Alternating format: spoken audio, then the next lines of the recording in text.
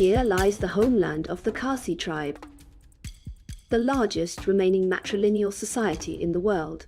Its population is estimated at nearly 1 million people in India.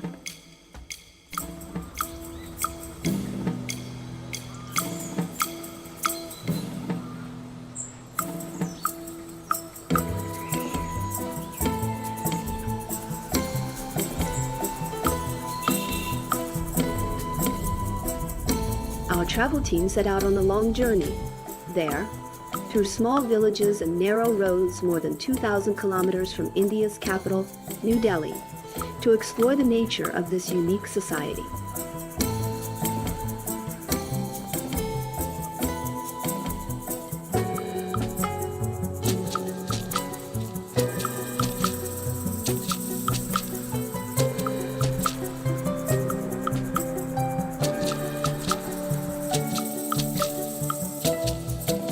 We've arrived at Matrilineal village, or as its people call it, God's own garden.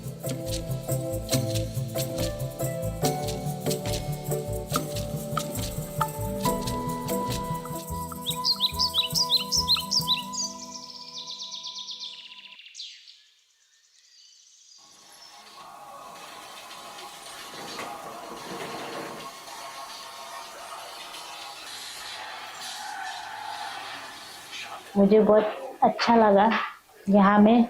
I truly love this place so very much. I love it because it is a Moghazy. In our community, everything, absolutely everything, is run by the women. For example, the household work and the farming, all of it is managed by the women. घर और खेती बाड़ी और सब कुछ लड़की का ऊपर है. We met Salsalaitha, who told us more about being the youngest daughter in a family belonging to the matrilineal Khasi community. Being in a matrilineal society is a privilege for us women. It gives us inspiration to do more and to contribute more to society. Us girls, we inherited the property of our parents and the business that our parents work also, like the business that they are currently working also, like we get that. Being the youngest daughter or being the only girl, here we get the privilege of getting all the property of the parents. So eventually you're gonna be rich because you need to inherit the lands, gold and everything. So yeah, maybe finding a good husband also.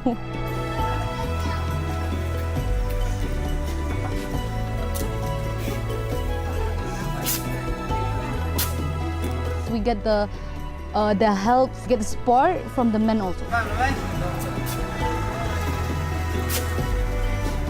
Even the surname also to our mother, like to the woman, not like other place in India.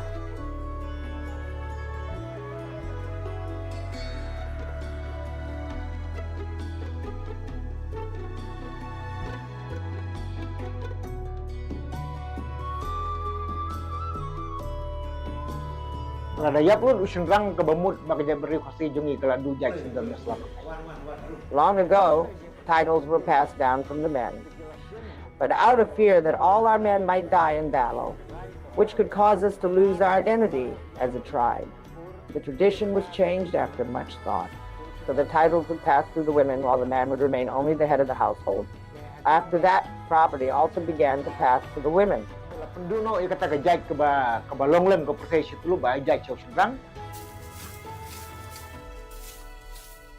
The title goes to the mother. We don't come up so much. Other people know those who have the title to the father, they become rich because his man he take responsibility to make his family come up.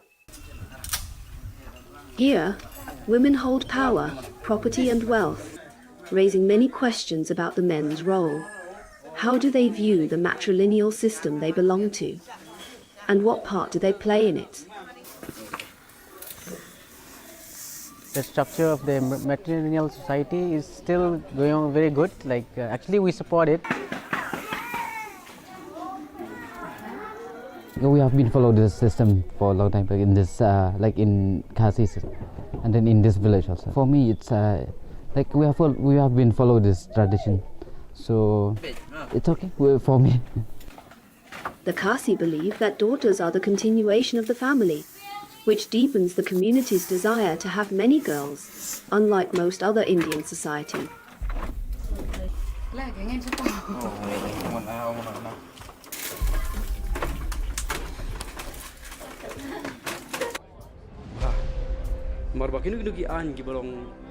Zam, like Sui Tabor, challenge female dominance.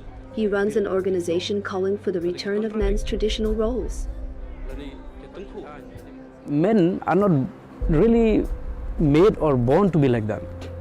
They're born to lead, they're born to control, they're born to have authority on something.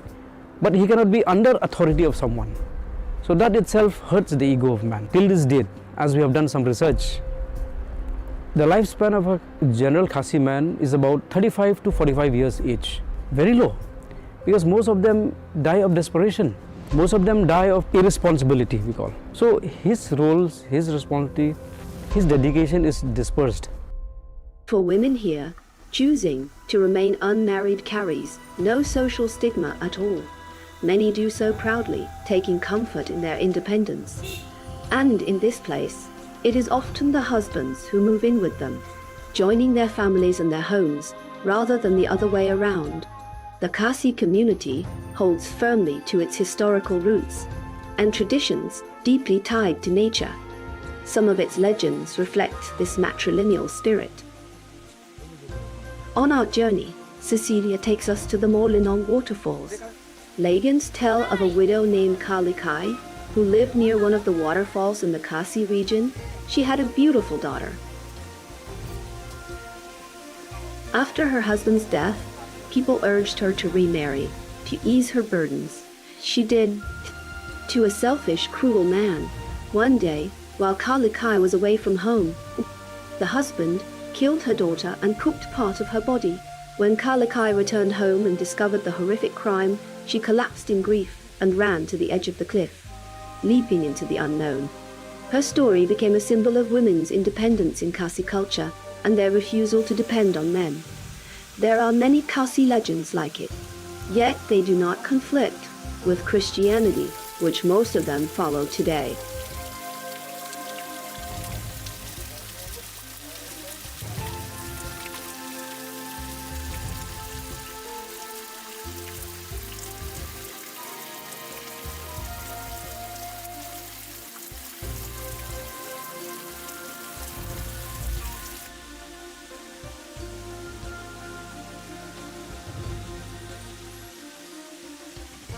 Some Christians being, like obsessed or possessed by, some spirit or demons, okay?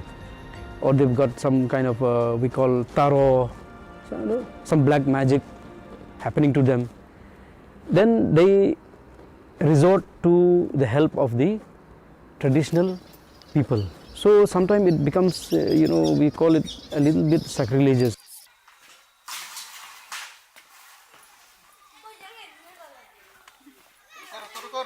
Now it's less that Christian will participate in all Khasi traditional rituals, very less now.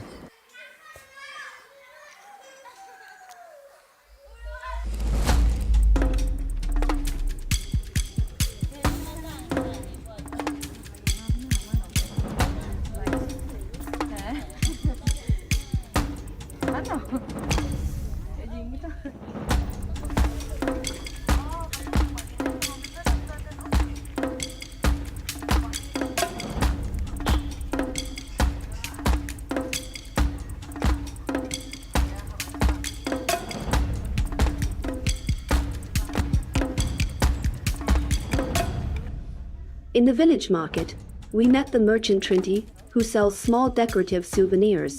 She is the head of her household and fully supports her family, while her husband stays home and takes care of the children.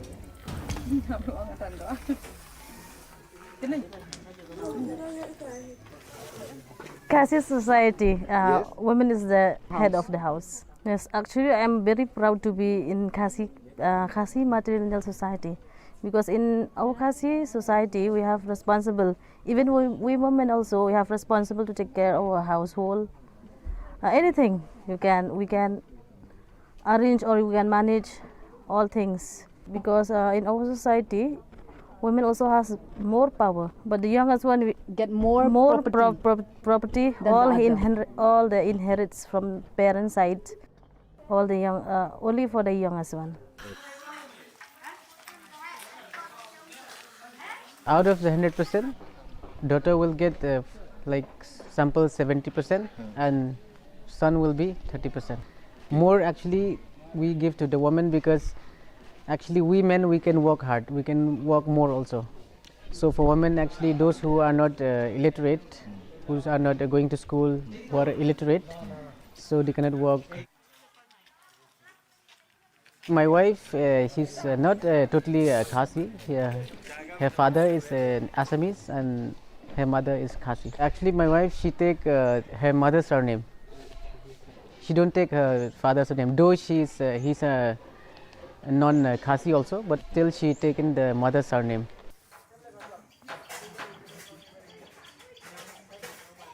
Those who marry our ladies, they enjoy, in fact, more than 200% of benefits. Property goes to the ladies, so whoever marry our ladies get the property, and the business they do in their wife's name. This trend is going through a dangerous phase, that I'm saying, because if we continue to go in this manner, then one fine day we will not find pure Khasis anymore. Due to mixed marriage, Khasi blood will be Despite diluted. the social independence women enjoy here, this doesn't mean Khasi women have unlimited privileges or total freedom. Parents still worry when their daughters travel or move away.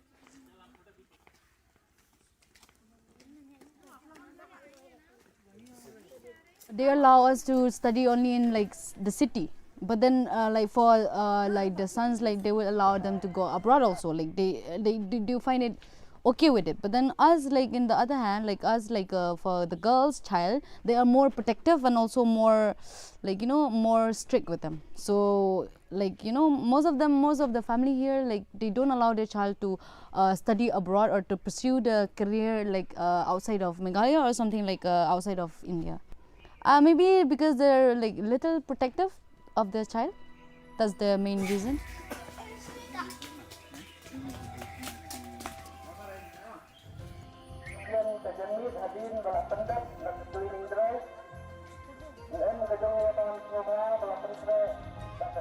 Poverty also plays a major role in limiting choices and lifestyles, hindering higher education for many girls and boys alike.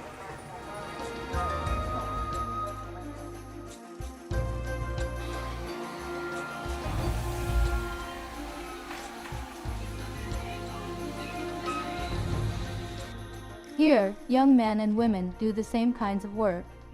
In earlier generations, the wife stayed at home and the husband earned a living.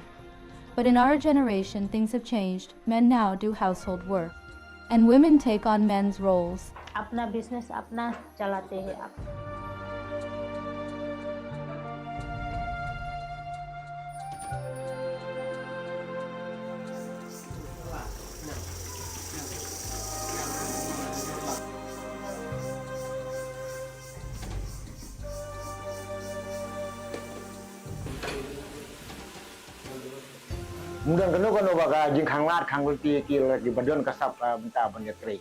In our culture, women can take part in any job they want. There is no discrimination except for the local Khasi council, the Durbar. Although titles passed to the women, the Durbar, which sets the rules, fell under local men's authority.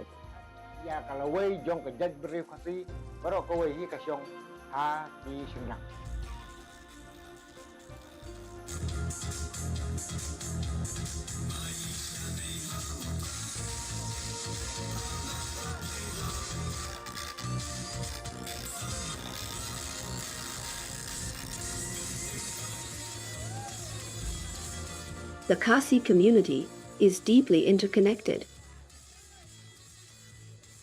Men and women participate together in all village activities, local celebrations, communal cooking, and sports that last from early morning until nightfall.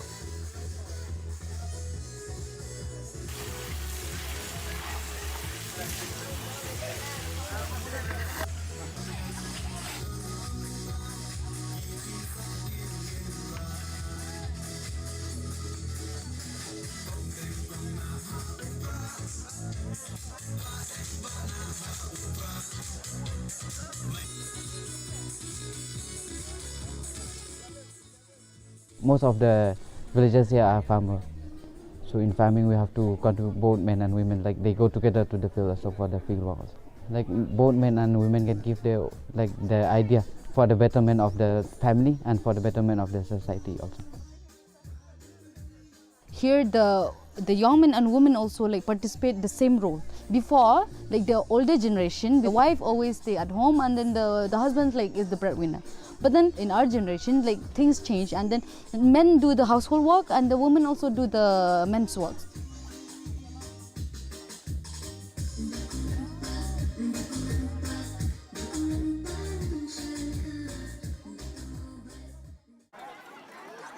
Everyone contributes, and everyone shares the meal.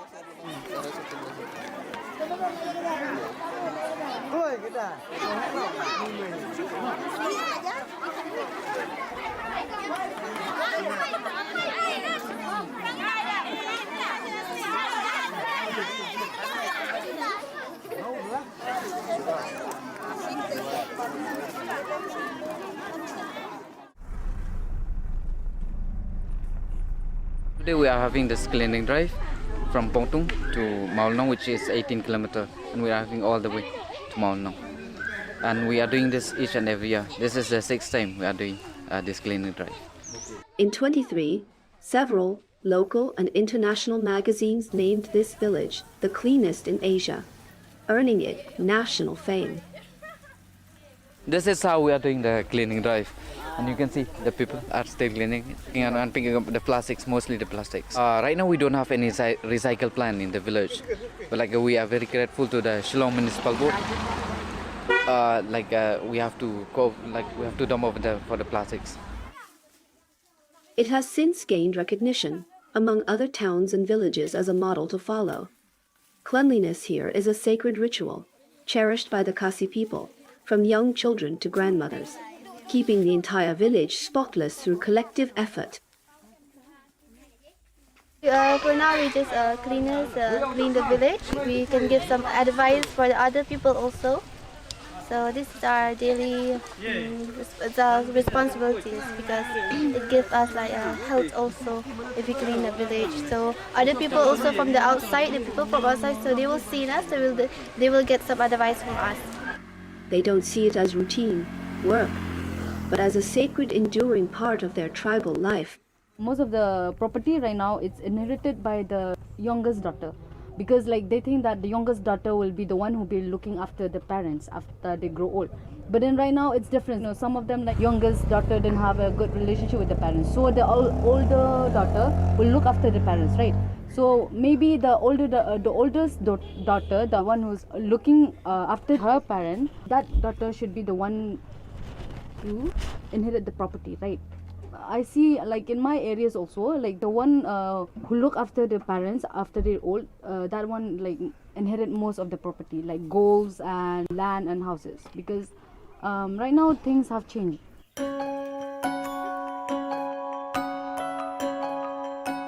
The art of weaving living plant roots into bridges is unique to the Khasi tribe. It was created to span rivers. The entire community works together to design, manage, and maintain each bridge. A process that takes more than a decade, shared across generations.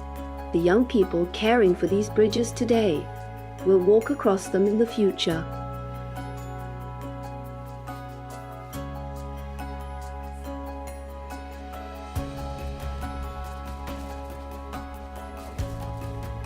It's believed these bridges can last for hundreds of years, but will the Khasi traditions endure just as long? As the organization are trying our level best to fight this head on, so that we say, even if a foreigner, even if a male from another community marries a Khasi girl, they should not give the title of the Khasi. They should give the title of that Khasi male or that male from the other community. Matrilineal society, it will be different afterwards, but then matrilineal process will still go on. But then I think that some of them will also, like as I've seen now also, like some of my friends like inherited the father's title, their father's titles.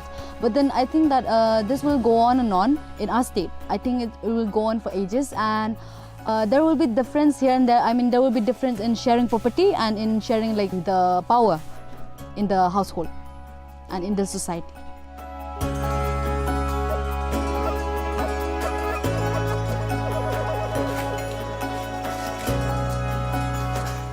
Something we have to adjust with the modern society.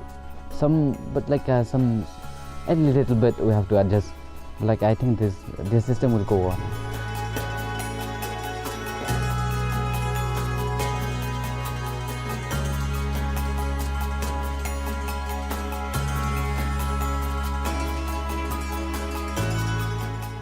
Changes regarding to the culture, and then the way of livelihood, the way of eating, the way of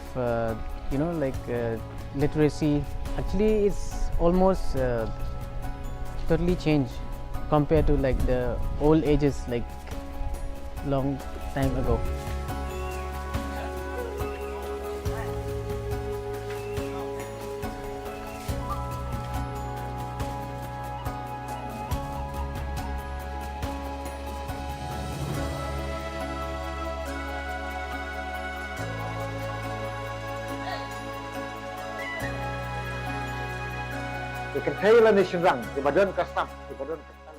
We hope women will come forward to join the village Durbar. We will work hard together to bring change to our community. Women and men can work in all fields, and they will do it well.